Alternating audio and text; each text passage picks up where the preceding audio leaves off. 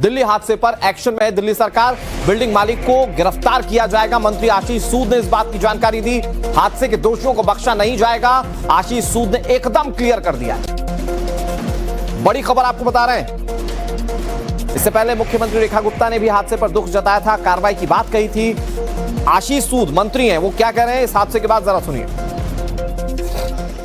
Permission hotel restaurant चलाने की थी, कितने कमरों में B&B चलाने की थी, इस सबके कागजों को इकट्ठा किया जा रहा है। और जिसकी ये बिल्डिंग है, जिनके लापरवाही के कारण ये हुआ है, पुलिस जांच करके उसे तुरंत अभी गिरफ्तार करेंगी। पुलिस की टीम्स इसके लिए रवाना कर दी गई हैं।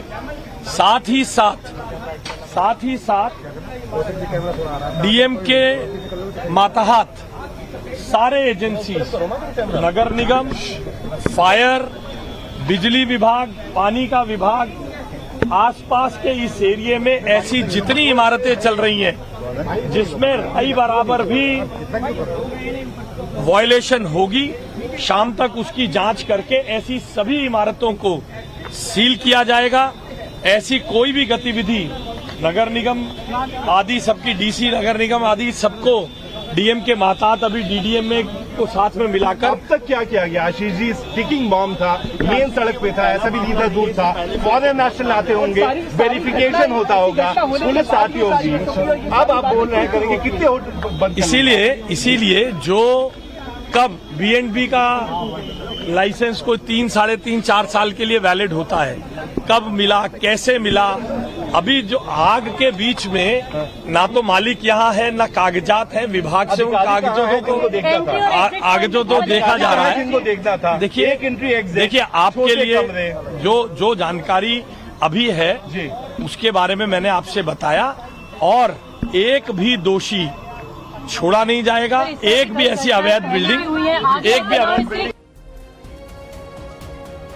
ये दिल्ली सरकार के मंत्री आशीष सूद कह रहे एक भी दोषी छोड़ा नहीं जाएगा। ये तो हमें हर बार कहा जाता है। मतलब कुछ साल पहले याद कीजिए, गुजरात में आपको याद होगा, कोचिंग संस्थान में आग लगी थी, बच्चे कूद रहे थे, कहा अब आग की घटनाएं रोकी जाएंगी। गोवा जाइए, कुछ दिन पहले इसी साल की घटना है, एक पब में आग लगी थी, उसके बाद कहा जाता आग की घटनाओं को रोका जाएगा। अस्पताल के अंदर दिल्ली में आग लगी, छोटे बच्चों का अस्पताल था, वहां भी मौतें हुई, फिर कहा गया। और फिर प्रिया इस बार एक बार फिर से कहा जा रहा है दोषियों को बख्शा नहीं जाएगा। लेकिन क्या दोषी होटल का मालिक ही अकेला, या पूरा सिस्टम इसके लिए जिम्मेदार है? जो इस तरह की चीजें चल रही थी उस पर ध्यान नहीं दे रहा था और उसके बाद आग लग गई। और जहां आप खड़ी हैं प्रिया, जैसी तस्वीर आपने दिखाई, इस तरह के होटल दूसरे भी हैं जहां पर भी आग लगे तो निकलने का सिर्फ एक रास्ता है, वहां पर भी लोगों की जान बचना मुश्किल है।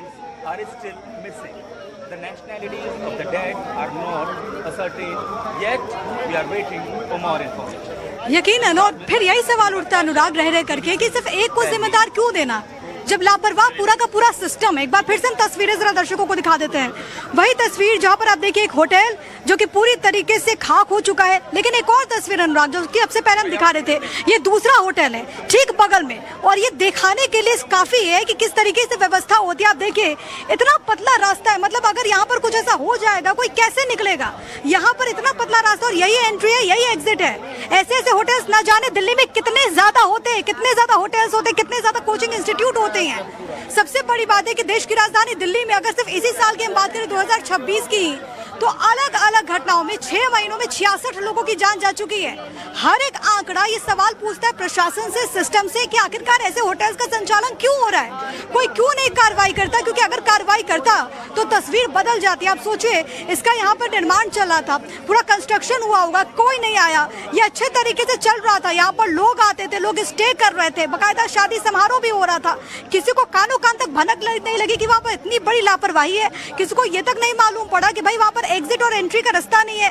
ये सवाल इसीलिए क्योंकि बहुत दूर नहीं है। आप सोचिए पौष इलाका है मालवीय नगर का, और अगर मैं रोड से आपको यहाँ तक की दूरी बताऊं अनुराग, तो मुश्किल से बमुश्किल यहाँ पर 50 कदम की दूरी पर ही होटल है। अगर 50 कदम की दूरी पर ऐसे होटल में ऐसी घटनाएं घट रही है, तो आप सोचिए कि जो गली कूचे में जो ऐसे होटल्स बना लेते हैं लोग, जो कोचिंग इंस्टीट्यूट चला लेते हैं, वहां पर क्या स्थिति होती होगी।